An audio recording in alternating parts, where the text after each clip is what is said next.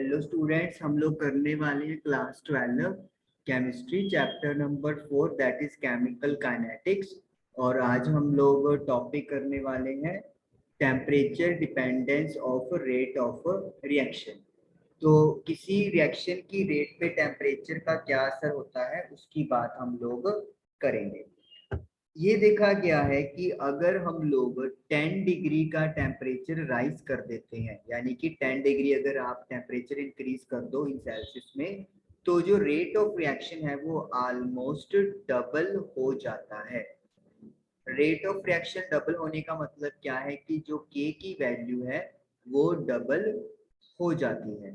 तो इसका मतलब क्या हो गया है कि अगर हम लोग टेम्परेचर इंक्रीज करेंगे तो रिएक्शन जो है वो भी फास्ट हो जाएगी।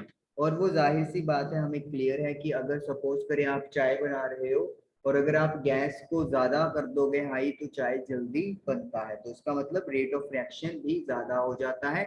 और मैथमेटिकली ये देखा गया है कि 10 डिग्री सेल्सियस के लिए approximately rate of reaction double हो जाता है। तो मैथमेटिकली इसको सॉल्व करने के लिए हमारे पास एक फॉर्मूला है, rate constant is equal to K is equal to A E की power minus E A upon R T. ये E A upon R T सारा ई की पावर है। यहाँ पे आर तो के तो आपको पता ही है, that is rate constant. Capital A जो है उसका नाम है अर्हीनियस फैक्टर। इसके दो नाम और हैं, इसे फ्रीक्वेंसी फैक्टर भी कहते हैं या फिर प्री एक्सपोनेंशियल फैक्टर भी कहा जाता है। कैपिटल ए के ये तीन नाम हो गए, ये किसी पर्टिकुलर रिएक्शन के लिए कांस्टेंट रहता है। ई के पैर में ए है, ये ई के पैर में ए है, this is known as activation energy, जो कि जूल पर मोल में मेजर की जाती है। Now what is activation energy? जो मॉलिक्यूल्स रिएक्शन में पार्टिसिपेट कर रहे हैं उनके पास कुछ एनर्जी होती है खुद की, लेकिन कई बार क्या होता है उनके पास वो एनर्जी नहीं होती जिसपे जाके वो एक कॉम्प्लेक्स सब्सटेंस बनाए जो बाद में प्रोडक्ट में बदल जाए। तो हमें एक एक्स्ट्रा एनर्जी इनको देनी पड़ती है, that is called activation energy. उनको एक्टिवेट करने के लिए जो एक्स्ट्रा एनर्जी हम लोग दे रहे हैं that is called activation energy. Capital R, you know, universal gas constant, and capital T is temperature. तो कैपिटल आर गैस कांस्टेंट है और जो कैपिटल टी है वो किसी पर्टिकुलर टेम्परेचर की बात हो रही है। यहाँ पे एक बात हमें याद रखनी है कि जो के है वो टी के साथ बदल जाएगा। अभी तक के हम लोगों का कांस्टेंट रहा है क्योंकि टेम्परेचर के हमने कोई बात नहीं की, लेकिन अब यहाँ पे क्योंकि टेम्परेचर फैक्टर है तो इसीलिए अगर टेम्परेचर चेंज होगा तो के की वैल्यू भी चेंज हो जाएगी। देन हम लोग क्या करेंगे, यहाँ पर अगर किसी पर्टिकुलर टेम्परेचर सपोज कर ले एट टेम्परेचर T1 की बात करें, तो जो रेट कांस्टेंट के है उसको हम लोग K1 लिख लेते हैं। तो हमारे पास फॉर्मूला क्या बन जाएगा, K1 is equal to A E की power minus E A upon R T1। सबसे पहले हम लोग क्या करेंगे, लॉग ले लेंगे ताकि ये जो पावर है ये सॉल्व हो जाए। तो यहाँ पे नेचुरल लॉग K1 आ जाएगा, ये मल्टीप्लाई होने की वजह से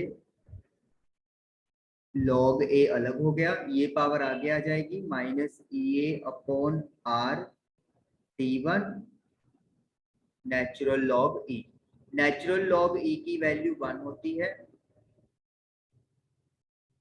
तो इसीलिए इसे हम लोग simply E A upon R T1 लिख देंगे।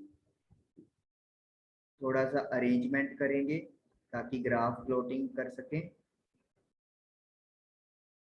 Plus natural log A. तो एक तो इक्वेशन आपकी ये हो गई टेम्परेचर T1 और K1 पे।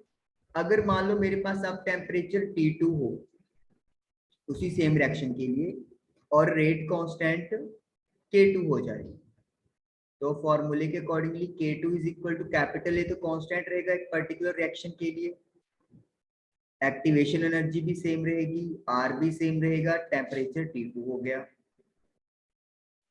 अब नेचुरल लॉग लेंगे जैसे अपन ने फर्स्ट इक्वेशन में लिया,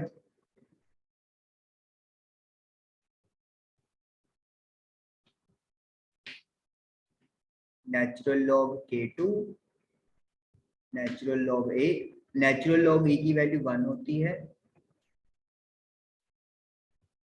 तो ये आपके पास बन गया natural log K2 minus EA upon RT2 natural log A. तो इस तरीके से ये हमारे पास दो टेम्परेचर T1 और T2 पर दो इक्वेशंस बन गई। तो इन शॉर्ट हम लोग जनरलाइज इसको कैसे लिख सकते हैं, जनरलाइज के लिए क्या आ जाएगा, लॉग नेचुरल लॉग के माइनस EA अपॉन RT किसी टेम्परेचर T पर, यहाँ पे बीच में प्लस है, प्लस नेचुरल लॉग ए। तो जब हम लोग इस जनरल इक्वेशन के लिए ग्राफ ड्रॉ करेंगे, जैसे मैं यहाँ पे ग्राफ ड्रॉ कर रहा हूँ, आपकी एनसीईआरटी बुक में भी बनाया गया है, तो ये जो ग्राफ होगा ये होगा 1/T और नेचुरल लॉग के बीच में। तो एक लाइन है जो लाइक दिस ऐसे डाउन की तरफ जाएगी, तो ये जो वाई एक्सिस पे इंटरसेप्ट मिल रहा है ये आपको वैल्यू किसकी दे रहा है, नेचुरल लॉग ए की वैल्यू। 1/T को अगर आप 0 पुट कर दोगे तो EA upon R multiply by 0 तो 0 हो जाएगा, तो यानी कि नेचुरल लॉग के नेचुरल लॉग ए के इक्वल हो जाएगा। और इस लाइन का जो स्लोप है वो हमें किस तरीके से मिलेगा, minus EA divided by capital R. तो यानी कि ये जो क्वांटिटी है ये आपको स्लोप प्रोवाइड कर रही है और ये y इंटरसेप्ट प्रोवाइड कर रहा है, y is equal to mx plus c के साथ अगर हम लोग कंपेयर करते हैं। y एक्सिस पे नेचुरल लॉग k हो गया, x एक्सिस पे 1/T हो गया और c that is y intercept वो नेचुरल लॉग a हो गया। तो इस तरीके से आप ग्राफ ड्रॉ कर सकते हो। चलिए अब ये इक्वेशन सपोज कर ले मेरे पास फर्स्ट है और ये वाली इक्वेशन मेरे पास सपोज कर लेते हैं सेकंड है। थोड़ा सा इरेज कर लेते हैं, ग्राफ भी इरेज कर लेते हैं।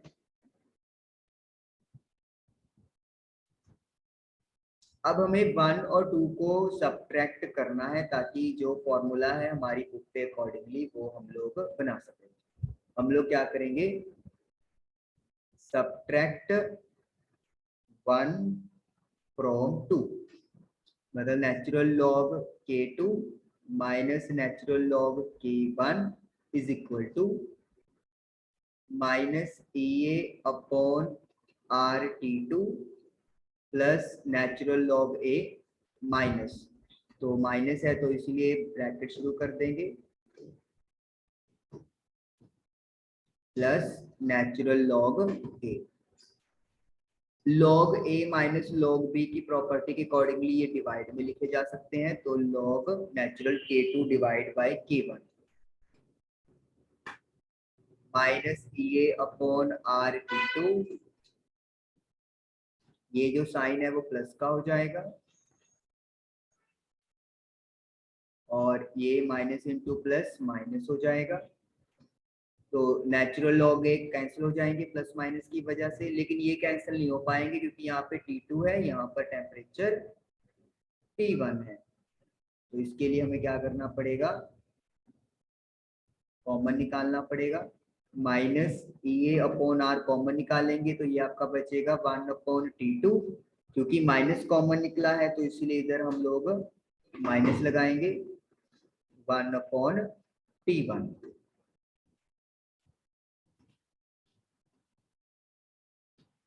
को इरेज कर लेते हैं पापा।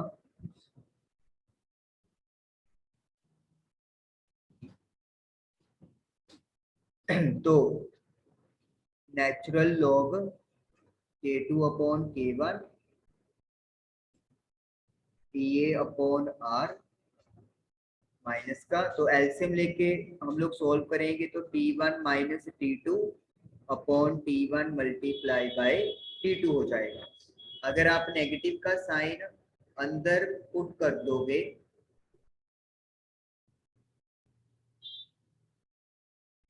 तो ये नेगेटिव इस नेगेटिव को प्लस कर देगा, तो यानी कि T2 minus T1 upon T1 T2 बन जाएगा। नेचुरल लॉग को अगर नॉर्मल लॉग में कन्वर्ट करना है तो 2.303 से मल्टीप्लाई कर देंगे ताकि ये लॉग बेस 10 बन जाए। अभी ये लॉग बेस ई होता है, तो सिंपली आपको लॉग वाला जो वैल्यू है उसे 2.303 से मल्टीप्लाई कर देना है। बाकी सारी क्वेश्चन सेम टू सेम आप लोग उतार दोगे। बुक से बिल्कुल डिट्टो मैच करने के लिए हम लोग क्या करेंगे, 2.303 को डिवाइड में शिफ्ट कर देंगे, तो इस तरीके से आप लोगों के पास ये आंसर बन जाता है।